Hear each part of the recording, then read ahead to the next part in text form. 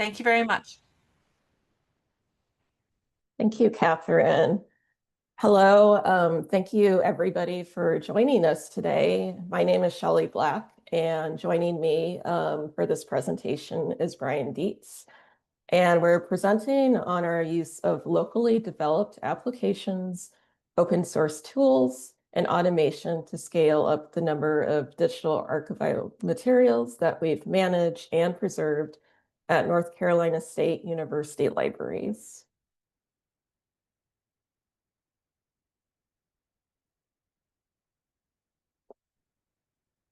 North Carolina State University is a public research university, and it's the largest one in the state of North Carolina in the southeastern region of the United States. We're known for our engineering, science, technology, and agriculture programs. In this country, the library is known for its commitment to technical development and using open source tools, especially to support online resource discovery. So in this presentation, we'll focus specifically on a collaboration within the library between two departments. One is our department, the Special Collections Research Center, which I'll refer to as SCRC, and the other department is Digital Library Initiatives, or DLI. SCRC manages rare and unique collections, which includes archival records, manuscripts, and rare books. And DLI focuses on web application development. The two departments have collaborated since at least 2008.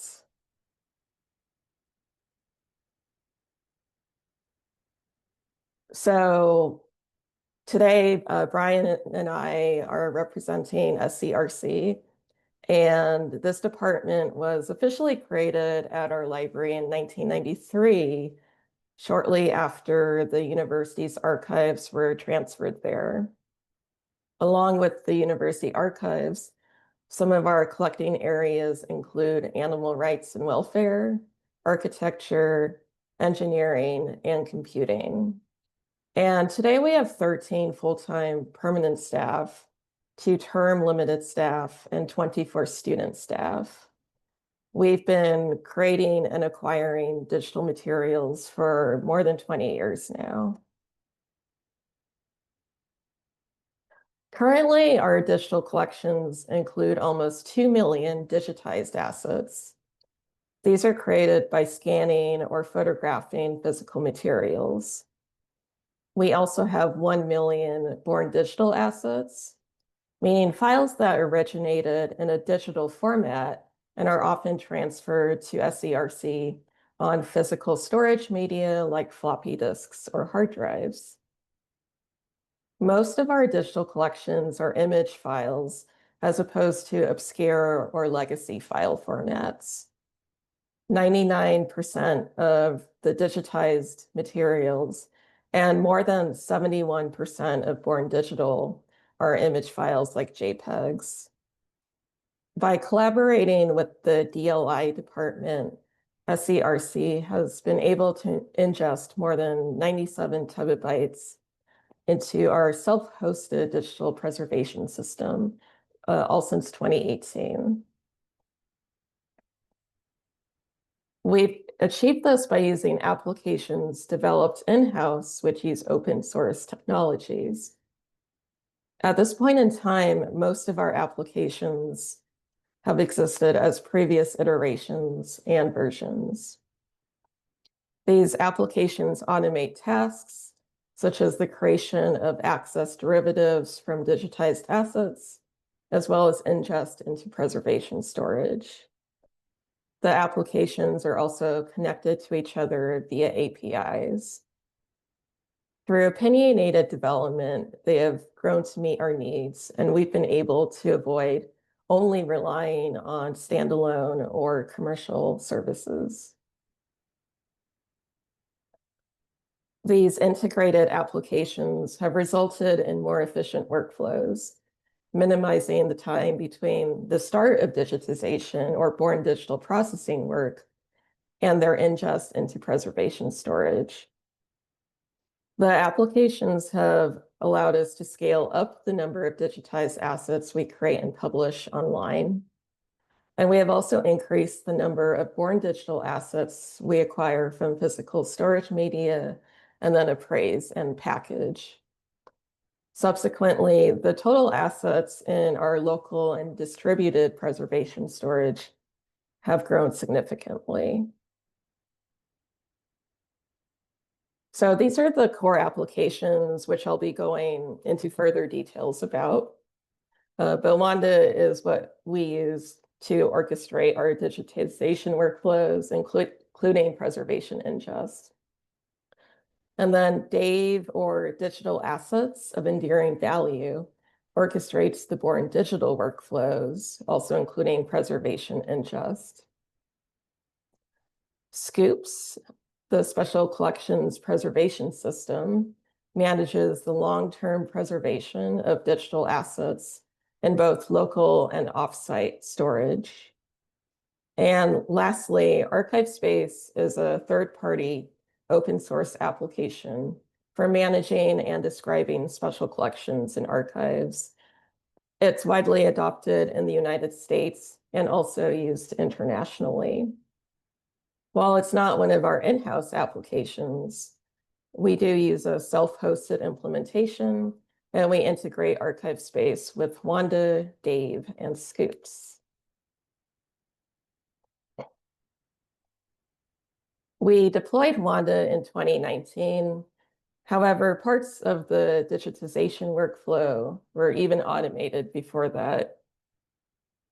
So a typical use case involves a student employee who scans an object and creates metadata for our digital asset management system. When that's finished, Wanda sends an email to a manager that the scanned files and metadata are ready for quality control or review. When that review is complete, Wanda initiates several automated tasks. This includes having a locally developed tool called ABPD make the access derivatives. And then Wanda triggers another tool, Ocracoke, to perform OCR on the access JPEGs so that researchers can do full text search on our website.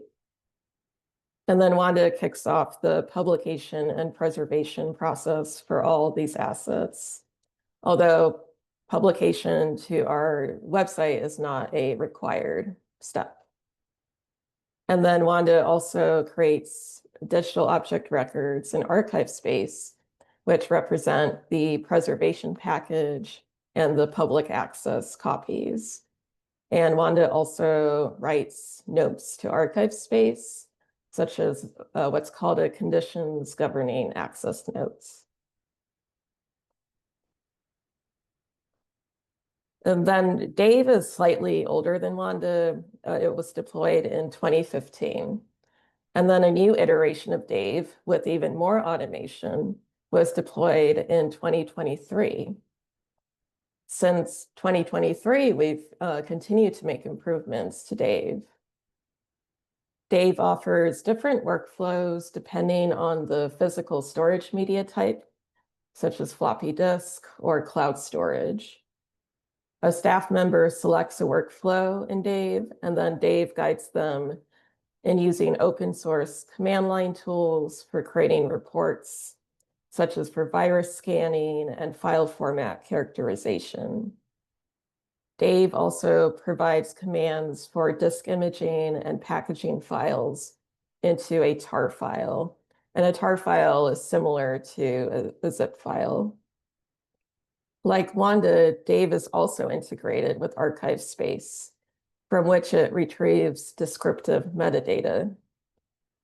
Dave also creates digital object records and notes in ArchiveSpace.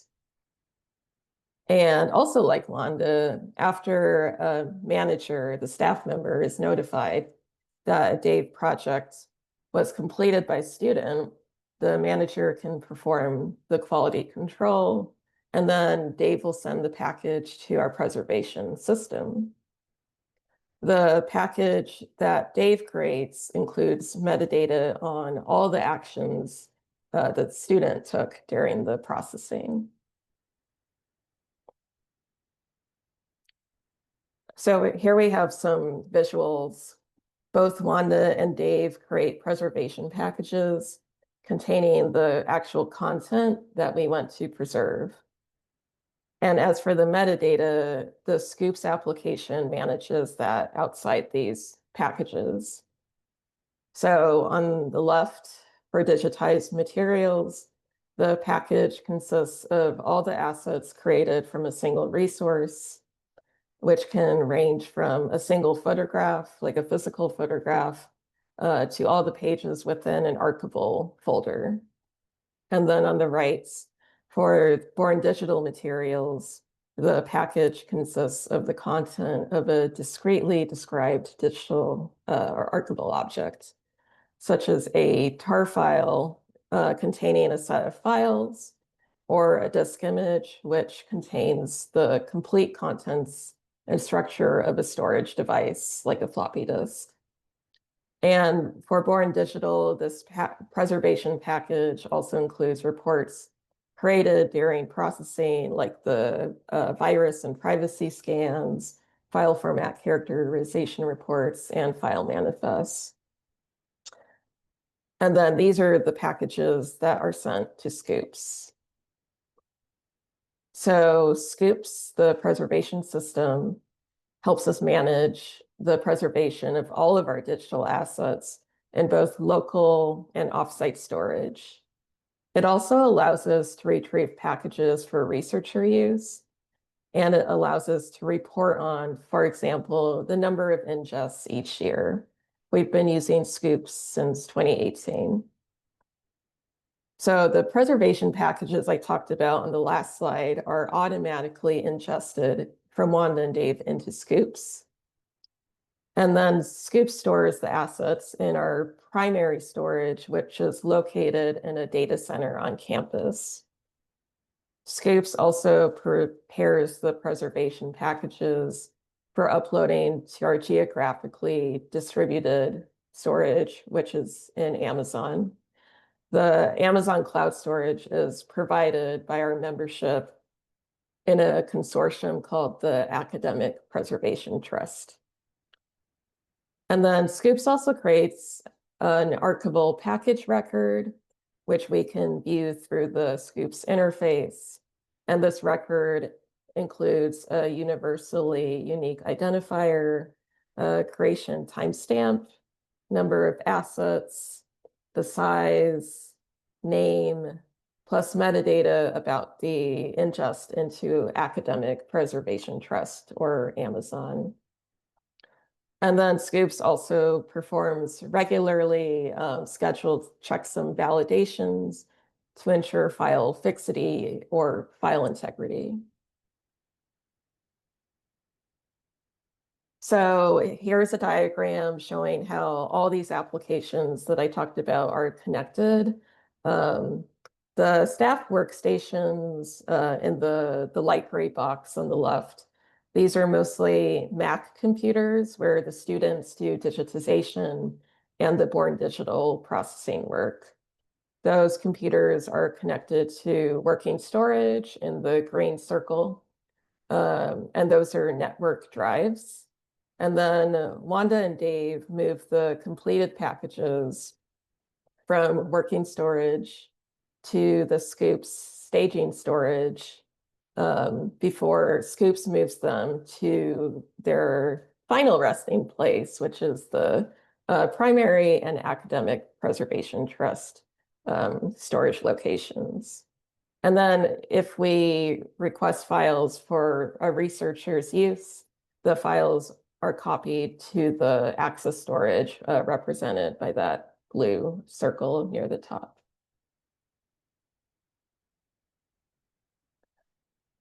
Over the years, through Wanda, Dave, and also older legacy ingest mechanisms, so far we've committed around 97 terabytes of data to both the local preservation system, and it's also been replicated to Amazon storage via Academic Preservation Trust. And 15 petabytes of this, or almost 16%, have been born digital. And then 82 petabytes, or almost 85%, have been from digitized materials.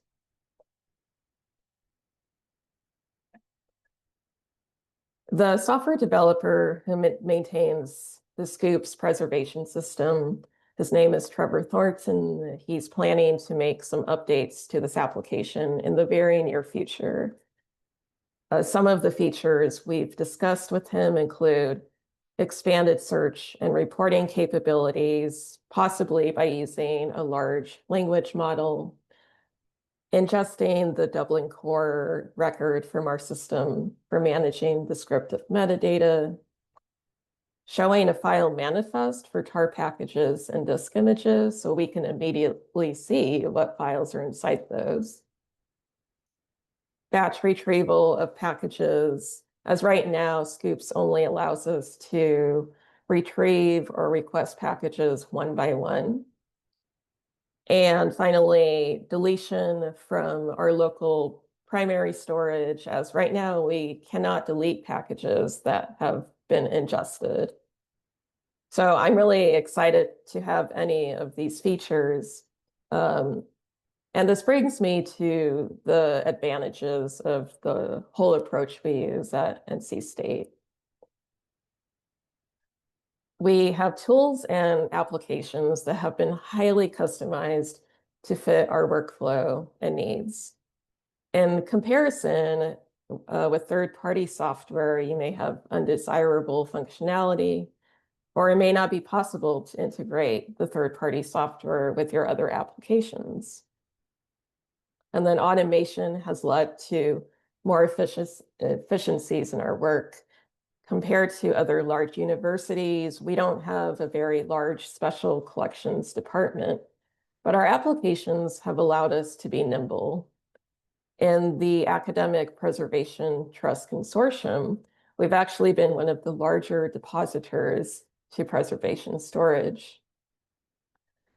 And automation also provides peace of mind because there's less risk of human error that can happen when files are manually transferred or records are manually created.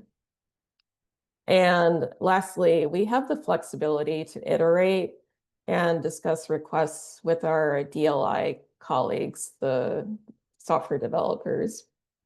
We're not submitting a ticket to a software company and waiting for the company to fix a bug or implement a new feature.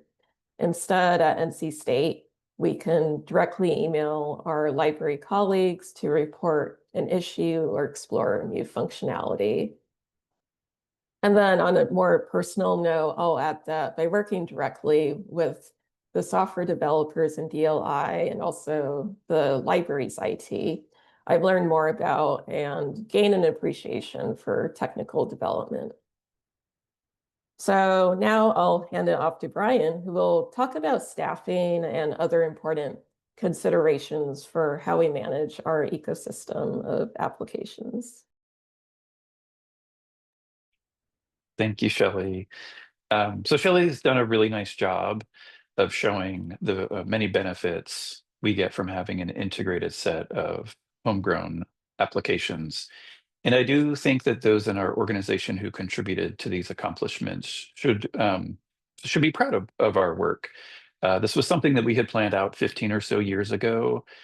And it's really very gratifying to have seen it come together and to see it in use, on a daily basis. But we also want to be open and share some of the challenges we deal with and also think about.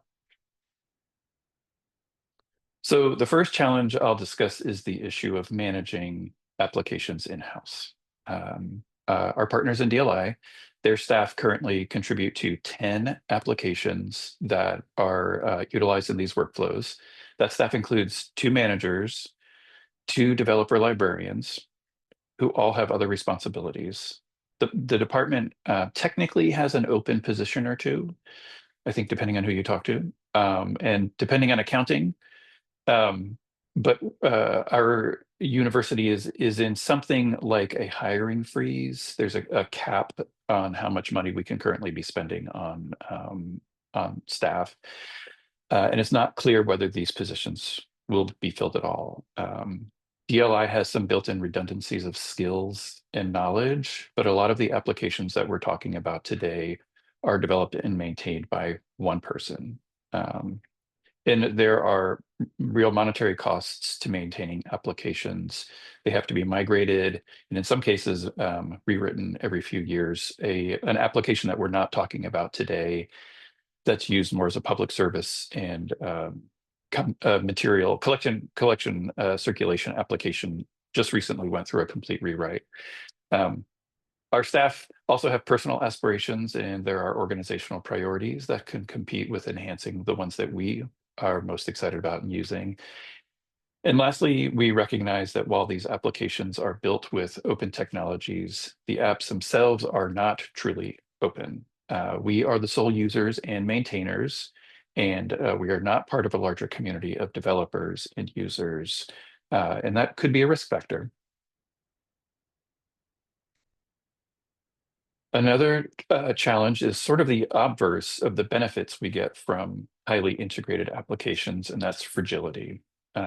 We have applications that are talking to each other via API calls and sharing and writing data to each other. And if there's an issue with one, it can be a bottleneck in a workflow. An example is when archive space is down. I'm going to refer to archive space as A space on this slide. So again, A space is where we store the metadata for and about our archival and manuscript collections. As Shelly has sort of noted, the starting point for a Dave or Wanda workflow is looking up an A space record via a browser plugin or grabbing an identifier from an A space record. These records are usually for an archival or manuscript folder in which the item is being digitized or processed. So the technician will add that to the Wanda and Dave record, and that creates the critical link between the Wanda or Dave project and the archive space record. So if A space is down for any reason, frequent problems are the database cluster is down or the Solr index needs to be restarted. We are not able to initiate a Wanda or Dave project. And especially in the digitization workflow, which involves 7 different applications working together as the end-to-end process, there are many points of potential failure. In the end, these failures aren't catastrophic, but they are certainly highly inconvenient in the moment.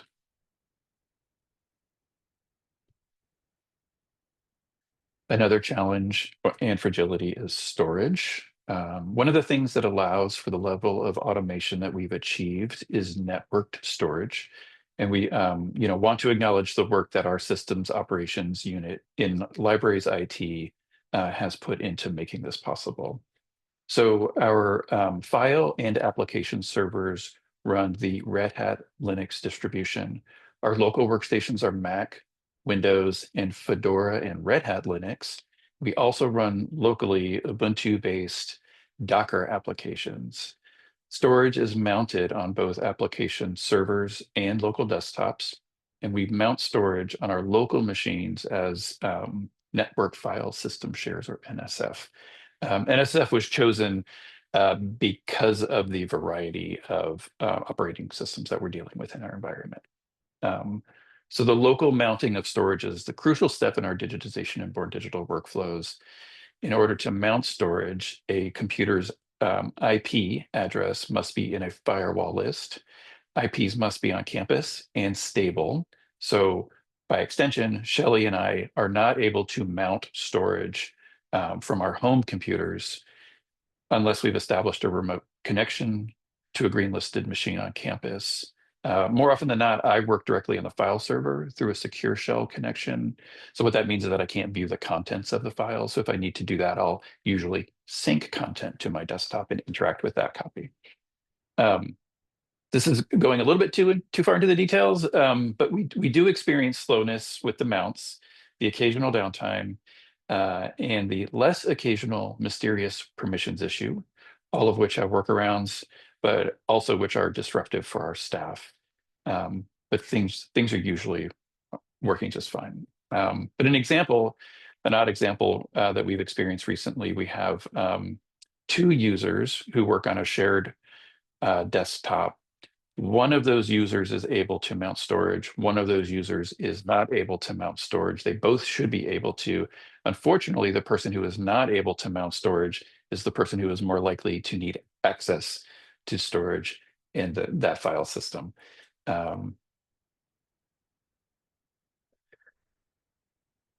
So going a little bit more into storage, the libraries has been managing a data center for about the last 10 years or so in one of our library buildings, but we are moving to a model that relies on our campus IT to provide those services. So we're really at the tail end of migrating the library's servers and data to one of their centers. But one of the big pieces left is ours. We have about 130 terabytes of preservation and production data that we need to migrate. That's expected to take several weeks or longer, and we're still refining some of the details. The plan is designed to result in minimal downtime for our production staff. We're currently in the process of pre-migration testing. We've started by verifying that managers can mount shares, can create our own content, and can edit content that's been created by other users. The next phase will be to test storage that's mounted to our application servers and run through complete Dave and Wanda and Scoop's workflows. So I would say that based on our past successes and the intentionality that's being shown so far by our colleagues in Libraries IT, I feel pretty confident that things are going to be fine in the end. And of course, there are going to be some unanticipated issues along the way, but I think the bigger question mark for us is about relying on what is essentially an external IT provider to manage our servers and storage arrays and deploy the changes we need to make to address problems as they arise.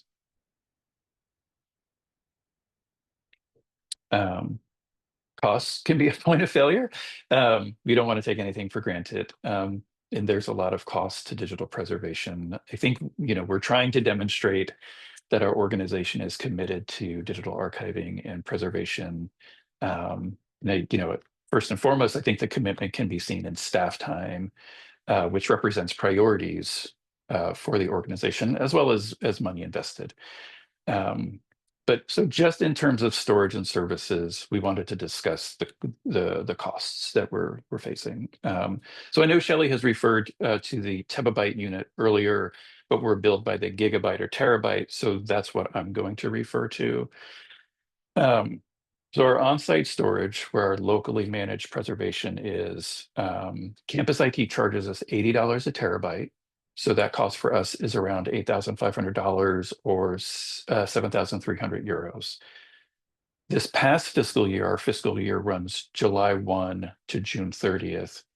We paid Academic Preservation Trust almost $22,000 or almost 19,000 euros for their services and storage. That cost includes a $20,000 annual membership fee, which includes 10 terabytes of what we call fast storage, which has an equivalent cost of $4,200 or about 3,600 euros. So combined, this past fiscal year, we paid just over $30,000 or close to 26,000 euros for preservation, storage, and services. We're projecting that if AP Trust fees and rates stay the same, based on our growth, our expected growth, we'll pay them over $33,000 or 28,500 euro in 5 years. So accounting for the cost of local storage, we would expect our total cost for storage and services to be $47,000 or about 40,000 euros in the 28-29 fiscal year. But we expect AP Trust is likely to change their fees between now and then. So really, 47,000 or 40,000 euros is not that much money in the scheme of a large university library budget. But it is money that needs to be set aside annually. And it's money that Shelly and I and our colleagues are relying on to be there. I do want to note that currently our state, North Carolina, and university are facing some fiscal uncertainties due to both state and federal actions, decisions. But again, in short, we're grateful for the support that we've received, and but we also don't want to take it for granted.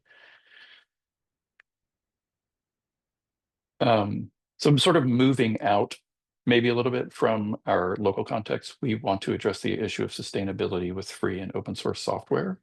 Um, we've read that up to 96% of all code bases incorporate some open source software, and that 2/3 of GitHub repositories rely upon just one or two developers to survive.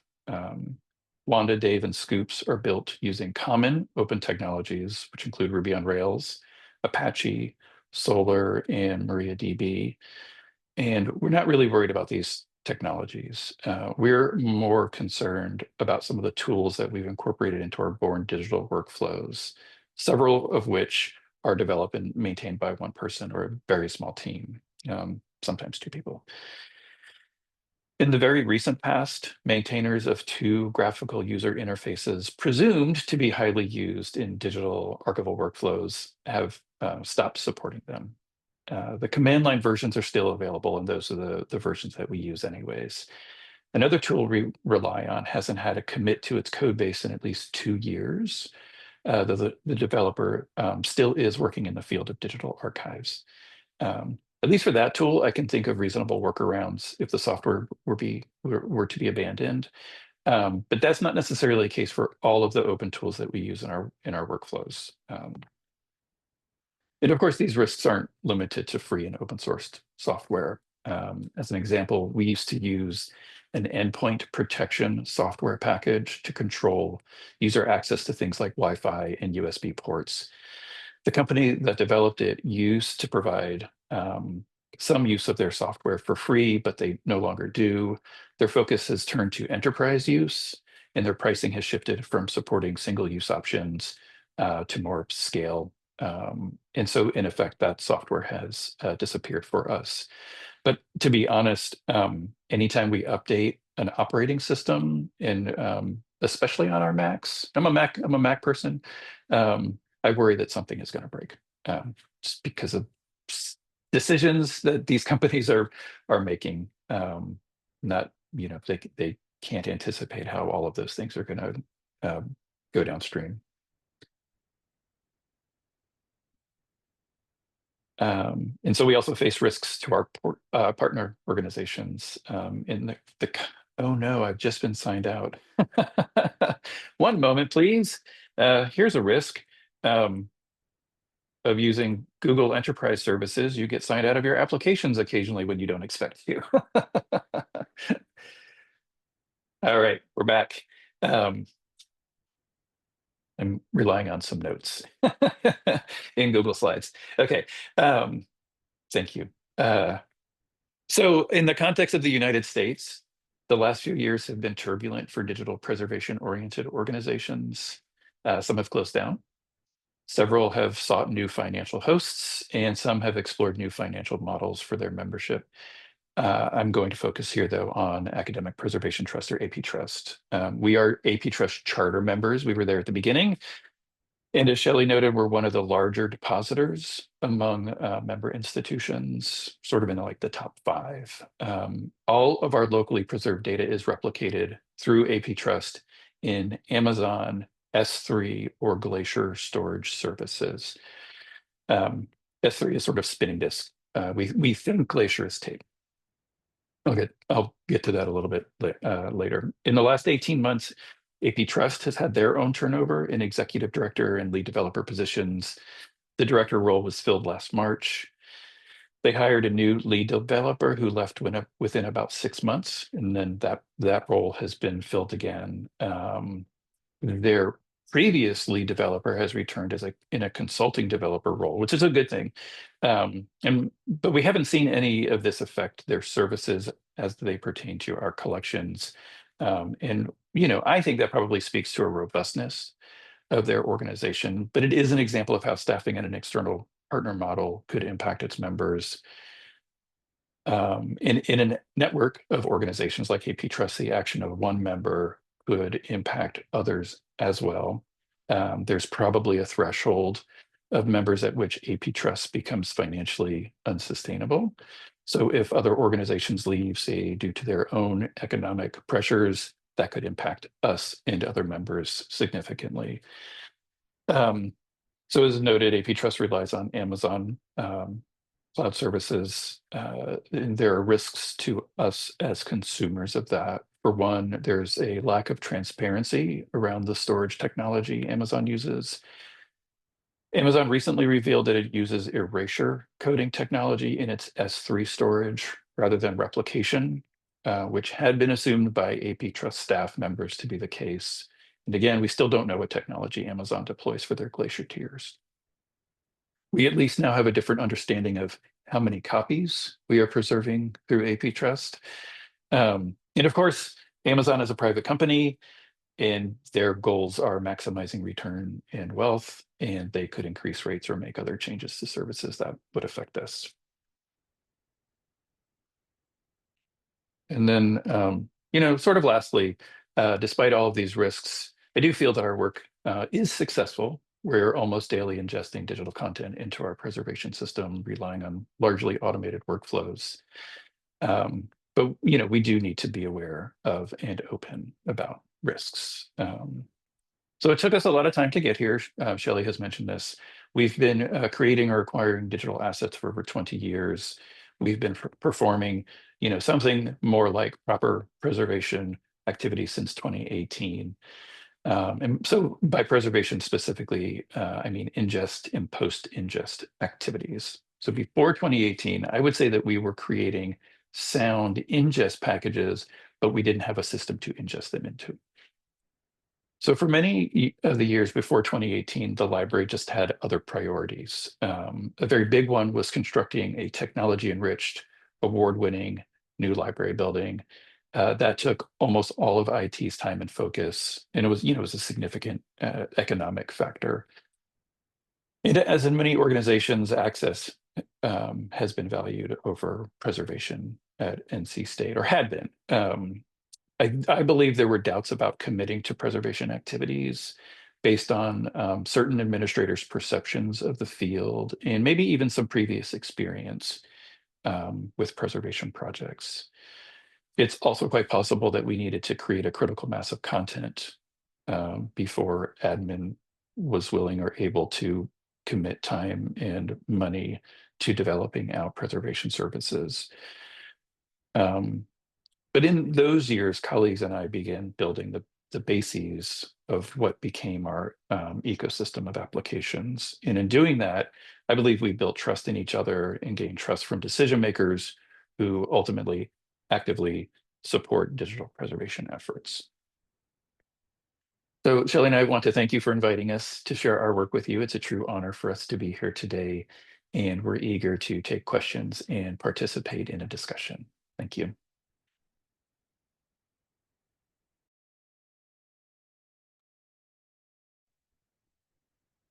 Thank you very much, Shelly and Brian, for your presentation.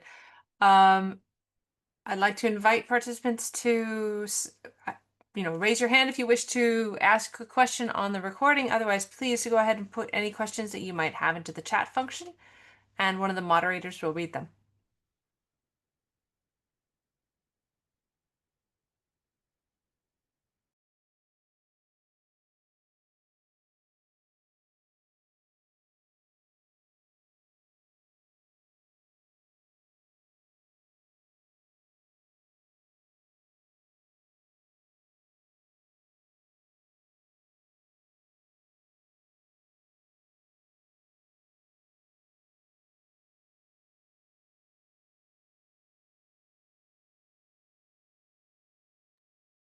While we wait, one of the questions that I have is, have you seen a lot of libraries who have either followed your model or who have attempted the same thing that you have and then given you feedback on how it worked where they are? Is this something that a lot of institutions are doing the same route, or are they taking a different approach?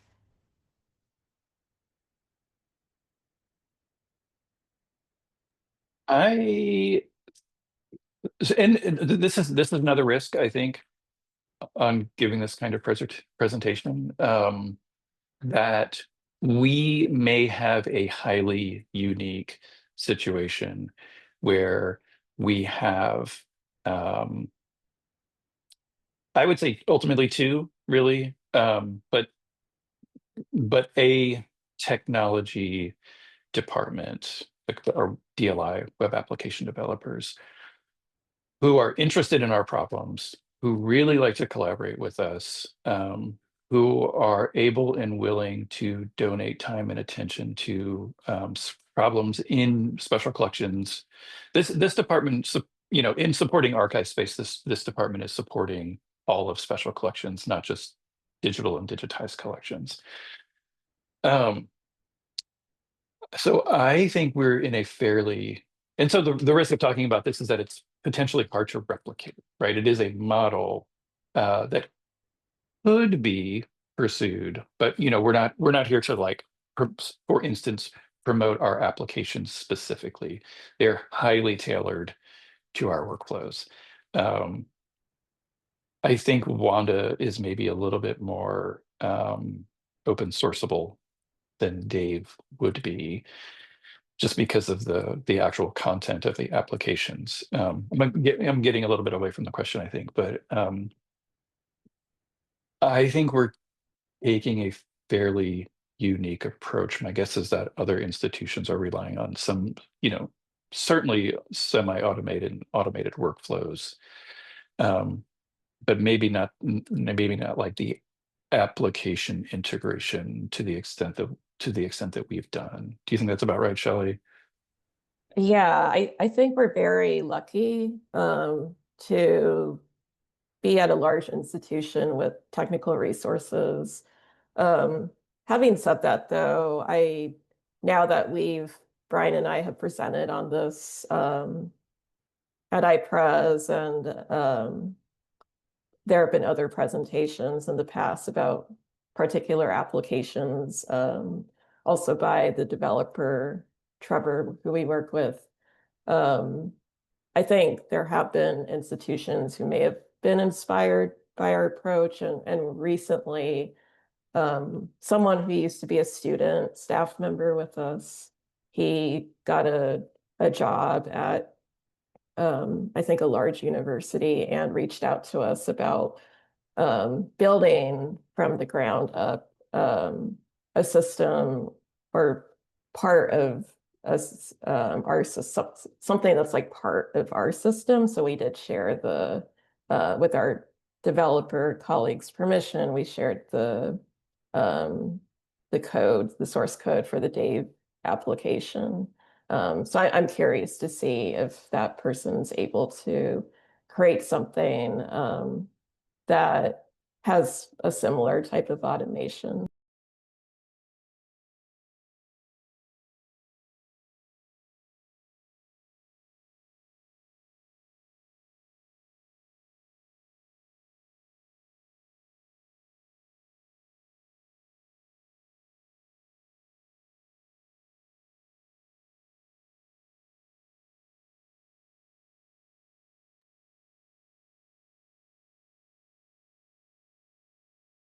Another question that follows up to this is actually the relationship you have with the transfer of IT, because um, a number of the libraries that I know who are members of A-List, for example, may not have their own IT, and they already are dependent IT elsewhere in the organization for support, whereas other ones are fortunate or have had in the past their own dedicated IT division.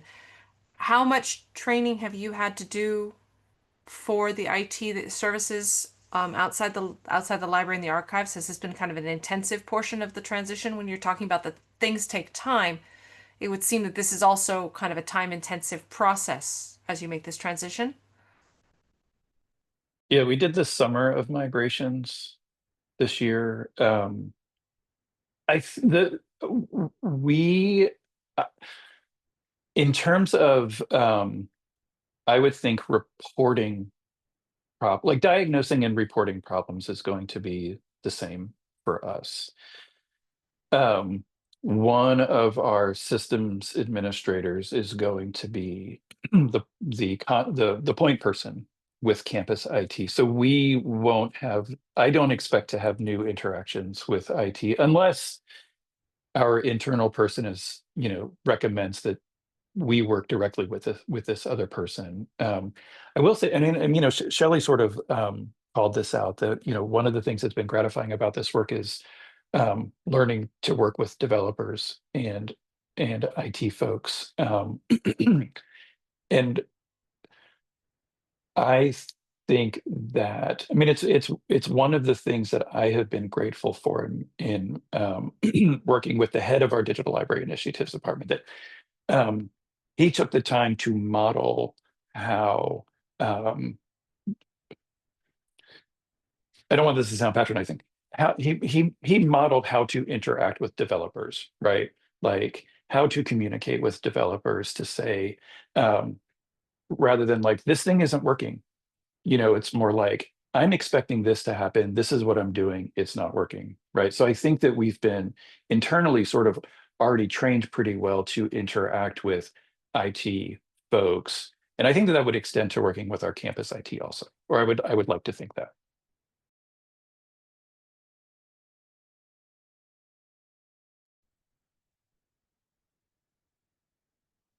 Thank you. We have a few moments left, so if anybody has any additional questions, now would be the perfect time to ask them.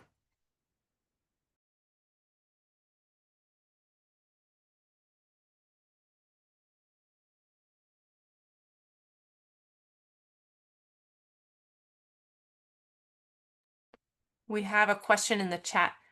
As you mentioned that you are following a unique path, I'm curious, while designing the ecosystem, did you take into account established standards such as OAIS? And did you develop your own standards and frameworks? I'll say that because we did give a different version of this presentation specifically for a digital preservation audience, in some of the diagrams or sections, in that previous presentation, I used some OAS terminology like dissemination information packages, archival information packages. So I took those out because I figured there would be people from different types of library roles here today. But I would say that you could map some of the concepts in OIS to our own system. Though ours, I would say, is very tailored to fit some of our own needs. And I'd say another framework that this was a little before my time, but I think the NDSA, National Digital Stewardship Association, did I get that right? Their levels of preservation is something else that's informed our work, and there might be others that I'm missing, Brian. No, I think that the levels of preservation was an important one in in determining not necessarily the original iteration of Scoops, but the current iteration. We went through a process where we identified things that were weaknesses, using the NDSA's levels of preservation as sort of, guidelines or benchmarks, or try to identify, well, we're a 1 here, but we ought to be a 3, or we're a 3 here and we're okay with that. I think that was an important process. And the sort of digital preservation committee that Shelly and I are part of have talked about digging back into those levels and sort of assessing our practices to see if there are other areas that we could be improving in.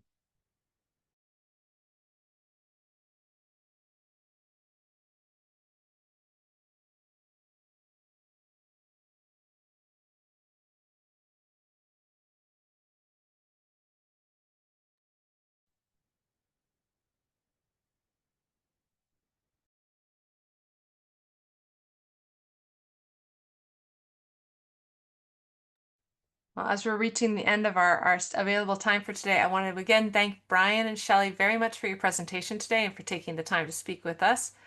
I would like to thank everyone who joined us for today's session. And this session is recorded and will be available from the ALIS website as well as Centrale Bibliothèque Historique's website. As soon as possible, we will put the videos up. We have 2 more sessions taking place this year, one in November and one in December. We look forward to you joining for these as well. Again, thank you very much for your participation and attendance today. Have a wonderful afternoon. Have a good day. Thank you.